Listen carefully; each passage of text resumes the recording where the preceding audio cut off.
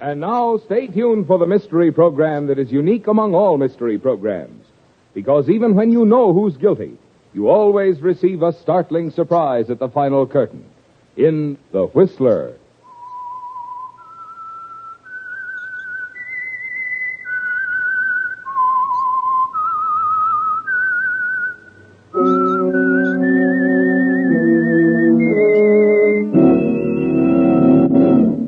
I am the Whistler, and I know many things, for I walk by night. I know many strange tales hidden in the hearts of men and women who have stepped into the shadows. Yes, I know the nameless terrors of which they dare not speak.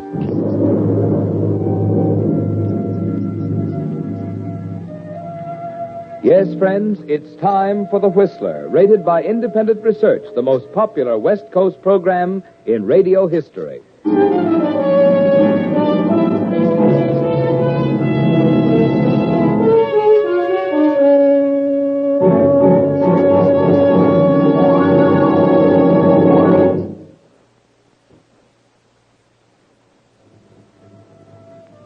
And now, The Whistler's strange story.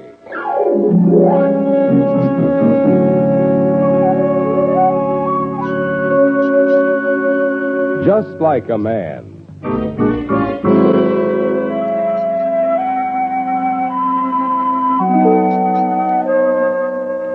They presented a striking group, the three of them, chatting together in the airport waiting room. Sandra Haines with her dark hair, her quiet, almost equally dark eyes. Her husband, Gordon Haines, tall, handsomely groomed. And their friend of many years' standing, Peter Lacey. Peter had known Sandra first, and his attention to everything she said revealed an admiration that had grown stronger with the years.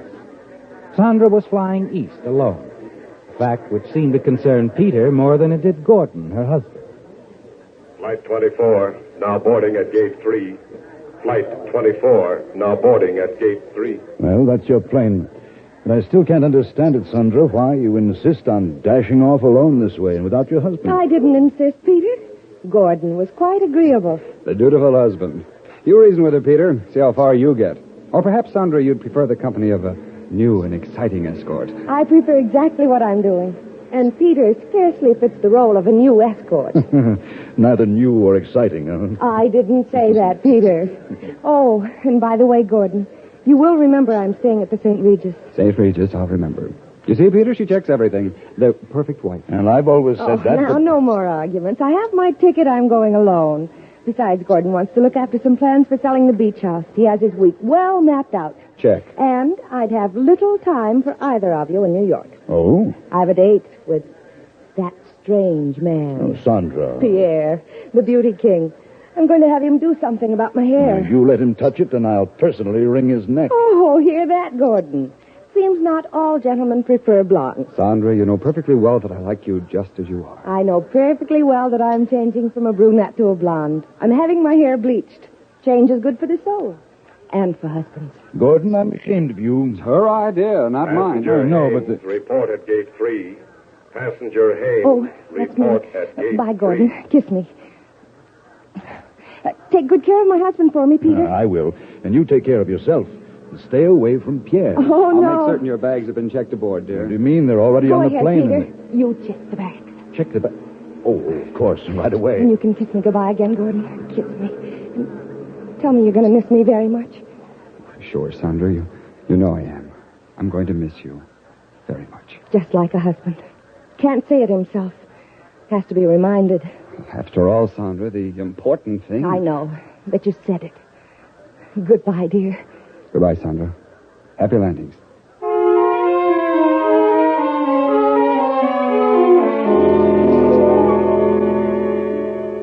You're a fortunate man, aren't you, Gordon? Sandra is very much in love with you, isn't she? The attractive and wealthy wife of Gordon Haines. Yes, the marriage does have its compensations. But somehow they don't always seem quite enough, do they? No. And that's why in driving home with Peter, you suggest a nightcap. Excuse yourself for a moment and slip to the back of the cocktail lounge in the privacy of a telephone booth.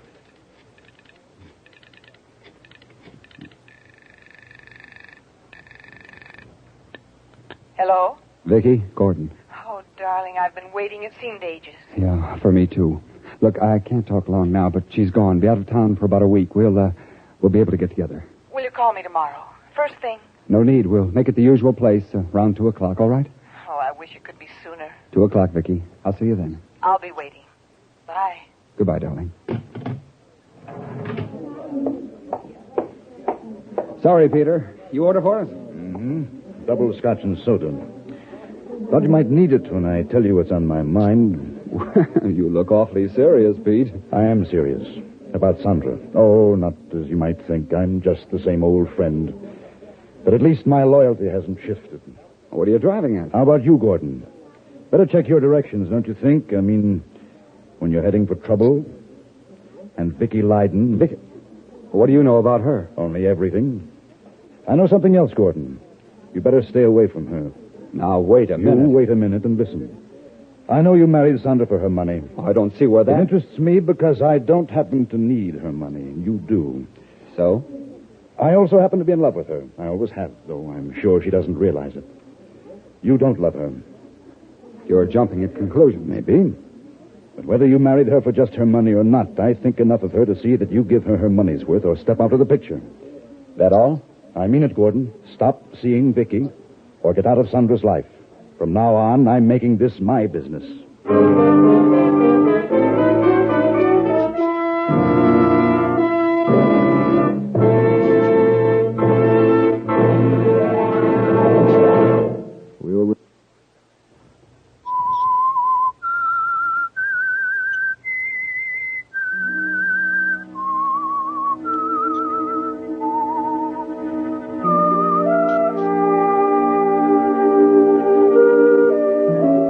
It came as a surprise, didn't it, Gordon?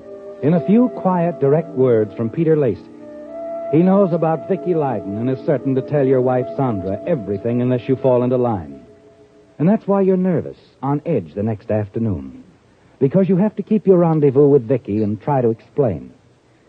You're thankful that you've made a habit of meeting her in an out-of-the-way place. A roadside inn some miles from Malibu Beach, in a summer home that you and Sandra recently purchased. But with the knowledge of Peter's watchdog tactics, you're not at all relaxed talking to Vicky. I tell you, Vicky, we can't see one another anymore. It's all off. I shouldn't even be here now. Only to tell me to get lost, is that it? You know it isn't that. Look, Vicky, after a while... After a while, or a month, or a year, it'll be the same. Hiding, secret meetings, wondering if every other person we see is watching us. What can I do about it? You could go to Sandra and tell her about us. Oh, sure. All right, I know. You're not the guardian of the money bags. That's a crude way of putting it. Why bother putting it any other way? It's true. All right, Gordon. What are you going to do? Me? I don't know. I suppose I could run out and jump off a bridge. Instead, I'll just do the usual. I'll wait. You're okay, Vicky. You think so? Well, I don't. I think I'm all wrong. I think I might be lucky enough to get you out of my system someday. Think you're the heel that you are. But I don't think that yet. So I'll wait. I'll call you, Vicky, soon. Sure. Right now, I'd better get back to town. Can't tell who might walk in here. Yes, I know. Goodbye, Gordon. Wait a minute. What is it? That car outside, just pulling away. Lacey. It's Lacey's car. He's tossed together. Oh, so what? Isn't he the one who knows all about it? You don't understand. He won't wait now. Wait? He'll tell Sandra. He'll tell her everything. Oh, maybe not. Now, calm down, Gordon. And drive slow on your way back to town. Yeah. Thanks, Vicky. I'll take care of myself. Don't worry.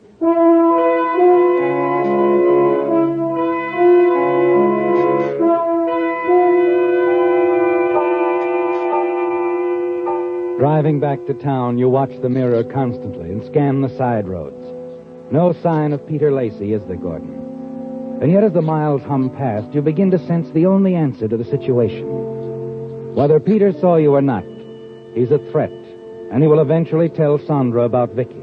And when he does, Sandra will divorce you, and you will be penniless unless you stop him. And somehow the car you're driving provides the answer to that, doesn't it? Yes, it's simple, isn't it? You can see it happening very clearly. Peter, a restaurateur, always arrives home late and alone. He always walks from his restaurant to his apartment. All you have to do is wait, your car motor idling. Roar forward at the proper time. It'll be over fast, and his threat will be ended forever. You decide to do it soon, tonight.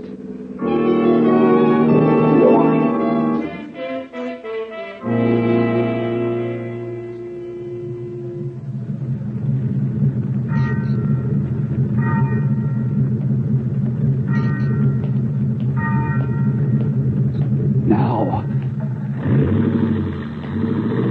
Hey, look out for this!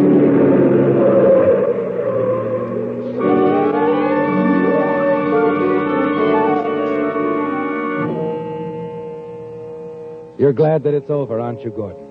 You tell yourself that Peter probably doesn't know what hit him.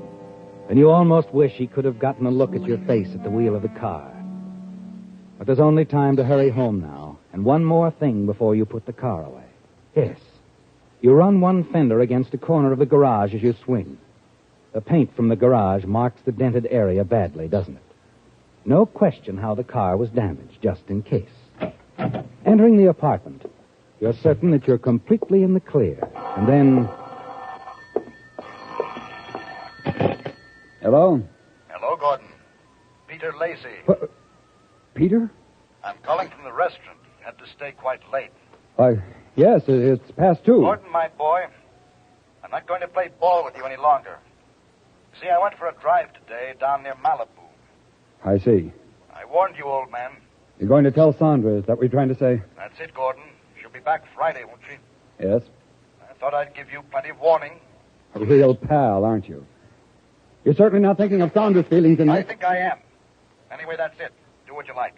Oh, in case you do decide that you can't face her, well, I'll be at the airport to meet her. You don't have to bother. The sound of his voice on the telephone hit you like an electric shock, didn't it, Gordon? And then the realization swept over you. You'd killed the wrong man. Yes, Peter Lacey is still very much alive. And now you're certain he'll tell Sandra the truth about you and Vicky. That will end everything, won't it? Sandra will divorce you, and you can't bear the thought of being penniless again. No, somehow you've got to prevent that divorce. Find a way to hold on to Sandra's wealth. It's on your mind all that evening and the next day. And by nightfall, you've decided what you must do. Yes? May I speak with Mrs. Haynes, please? I'm sorry, Mrs. Haynes is away. This is Mr. Haynes. Help you? Oh, yes. This is Ralph Jameson. I have a real estate office in Santa Monica. Your wife spoke to me a couple of weeks ago about the beach house in Malibu. Oh, yes, I remember. She said if I found a buyer and the price was right, you might sell. That's right. Well, I do have a buyer, a man and his wife from the East. I'd like to show them the place if you don't mind. I see. If you're going to be home for a while, I could drive over and pick up the keys. No, I was just going out, Mr. Jameson.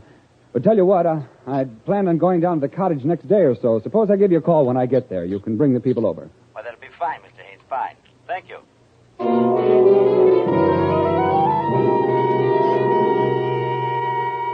The beach house, Gordon. You hadn't thought of it before. A perfect place, lonely, quiet. Just the thing for what you have in mind. As you think about it, a plan begins to take shape. Step by step, you know exactly what you're going to do. And with Sandra's death, her estate will go to you, won't it, Gordon? You'll never have to worry about money or Peter again. And you'll have Vicky, too.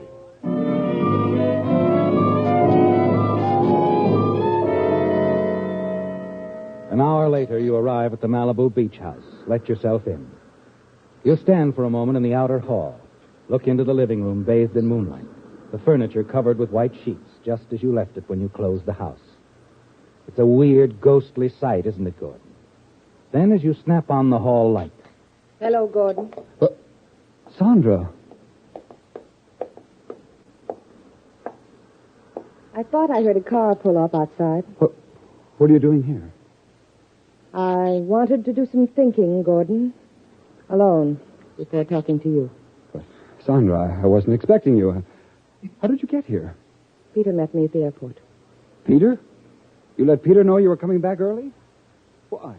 You may as well know, Gordon. Peter called me in New York. Told me some things that made me want to cut my trip a little short. He called you. Why? He's a good friend, Gordon. He met me at the airport a few hours ago. Told me all about you and Vicky Leiden. Oh, now look, Sandra. Don't deny it, Gordon. I knew, without Peter ever saying a word. I knew I'd lost you to someone. All he supplied was the lady's name. Sandra, you haven't lost me. It's ridiculous. I'm the one who's ridiculous, Gordon. I took this trip because I thought it might help us. Well, absence, you know. I even got a full new beauty treatment for you. Had my hair bleached blonde. Thinking maybe a new Sandra might interest you. Or did you notice? Well, of course I noticed. You look very nice as a blonde. Thank you. Sandra, has it occurred to you Peter might be lying? He's been in love with you for years, you know. Has he? Well, of course. He'd do anything to break us up so he could marry you. Or maybe this is repetitious to you. Maybe Peter told you this himself when he drove you down here. He didn't drive me out here. I borrowed his car, drove out myself, alone. You have his car? That's right. You know, Gordon, what you've said about Peter's love for me interests me. I've always been very fond of him. Perhaps I shall marry him. After our divorce.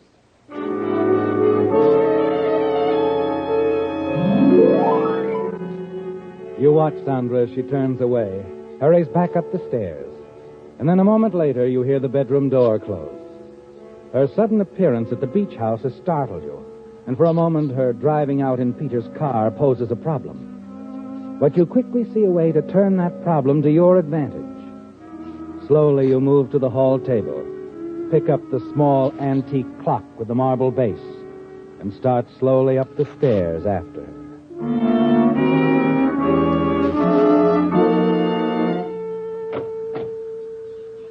Sandra is seated at the vanity table, brushing her newly bleached hair. For a moment, your eyes meet in the mirror, then she looks away. Holding the heavy base clock behind your back, you move up behind her. I don't care to discuss this any further, Gordon. I'm turning the matter over to my attorney in the morning. I don't think so, Sandra. What's that? Gordon! I don't think you're going to do anything. Sandra!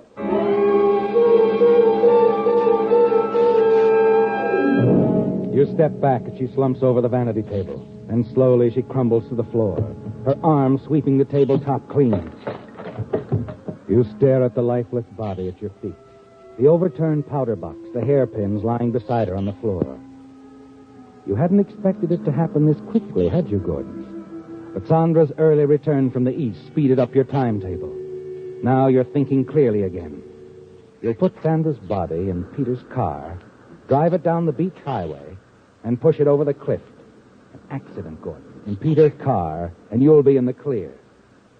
As you hurry from the house and start toward the garage, you're suddenly aware of footsteps close by.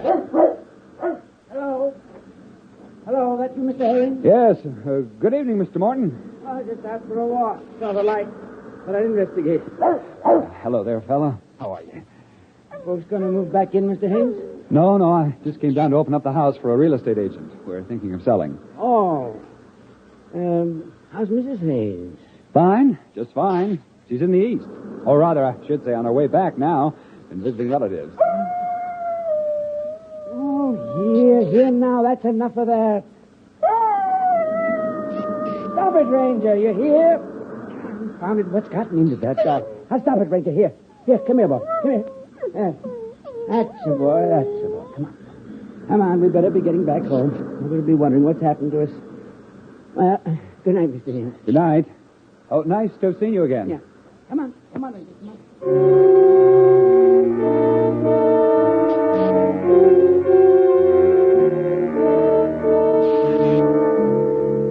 You watch Morton and his dog disappear into the darkness. Wonder whether the howls of his dog made him suspicious that something was wrong. Whether he saw Sandra when she arrived. Mr. Morton could ruin everything, couldn't he, Gordon? But after a few minutes, you decide you've nothing to fear. That Mr. Morton was quite sincere in his friendly question. You've no choice anyway. You must carry out your plan for disposing of Sandra's body and making her death seem accidental. Quickly, you enter the house, stop at the hall closet, pick up the vacuum cleaner and some dust rags. You've got to go over the bedroom very carefully, Gordon, inch by inch.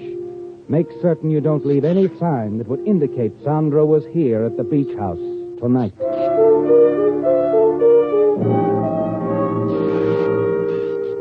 A half hour later, the bedroom is as neat as a pin. You carry Sandra's body to the garage, place it in Peter's car, then back out and drive down the highway. A few miles from the house, you turn off the road, drive to the edge of the cliff overlooking the sea, ease Sandra behind the wheel. And then, leaving the keys in, the switch on, the car in gear. You get out and release the brake.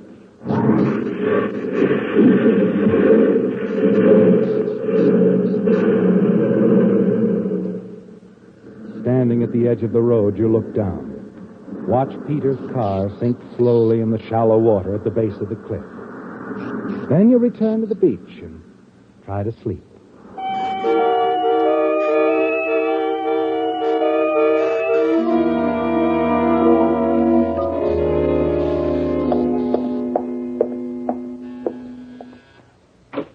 Good morning. You Gordon Haynes? Yes. What is it, officer? Name's Slade, Sheriff's Office. May I come in? Oh, of course. What's wrong? Afraid I have some bad news, Mr. Haynes. It's about your wife. My wife? What's happened? There was an accident last night. The car she was driving went off the cliff a few miles down the road. Oh, no. She's dead, Mr. Haynes. Killed instantly. Sandra? Dead? Yes. When did you see her last, Mr. Haynes? About a week ago at the airport. She went east for a visit. You mean she wasn't here last night? No, I didn't even know she was in town. I wasn't expecting her plane until this evening. I see. Tell me, Mr. Haynes, how well do you know a man named Peter Lacey? Fairly well. He's really a friend of Sandra's. Known her for years. Why do you ask? She was driving his car when the accident happened. Peter's car? I don't know. According to his story, he picked her up at the airport around 7 o'clock last night. They had a drink, and then she asked to borrow his car. Said she wanted to drive down here to the beach house. Well, I wonder why. Lacey didn't seem to know. That's strange. She had no way of knowing I'd be here. You hadn't told anyone? Well, no, I didn't decide to come down here until late last night after I got a phone call from the real estate agent in Santa Monica. Mm-hmm. He wanted to show the house to a client. I see. Mr. Haynes, how long does it generally take to drive out here from town? Oh, an hour, I'd say. Lacey says your wife left him a few minutes before 8. She said she was driving directly out here to the beach house. That means she should have arrived around 9 or so. That's right. Yet you say she didn't arrive at all. And the accident occurred sometime after 10. Well, she could have stopped for a bite to eat somewhere along the way, I suppose. See here, what are you driving at? Your wife's death, Mr. Haynes. We're calling it accidental for now. I don't understand. I mean the car might have been deliberately pushed off the cliff. Pushed? You mean... You said this Peter Lacey was a friend of your wife's. How, good a friend? Well, as I told you, they'd known each other for years. Matter of fact, at one time, she was thinking of marrying Peter, and I came along and...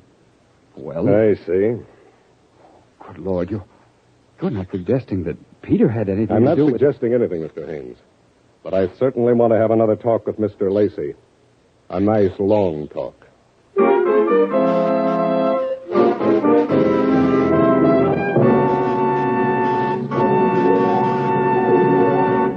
The Whistler will return in just a moment with the strange ending to tonight's story. And now back to the Whistler.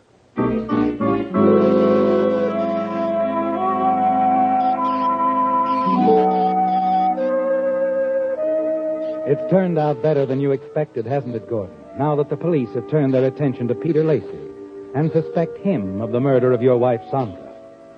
Even if the police learn about Vicky Lyden, as they will after they talk with Peter, you can deny his accusations. It's your word against his now. And you're sure his accusations will sound like a desperate attempt to cover his own guilt. You return to your apartment, wait in town for some further word. Then finally, that evening, you have another visit from Slade of the sheriff's office. Tell me, Slade, you had your talk with Peter Lacey? Yes. Persistent fellow, that Lacey. He's been saying all along that your wife did show up at the beach house last night. And I tell you she didn't. Surely you can take my word for it. We'll let the test decide, Mr. Haynes. Test? Mm-hmm.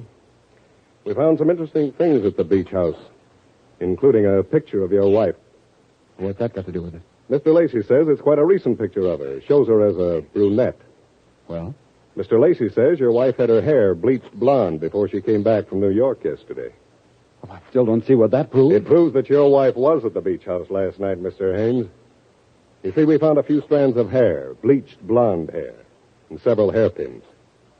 You know, you did a pretty good job of cleaning up that beach house. But you forgot one little thing. Forgot? Uh-huh. You forgot the vacuum cleaner. That's where we found the bleached blonde hair and hairpins. Yeah, just like a man. When you got through using it, you didn't think to empty the dust bag.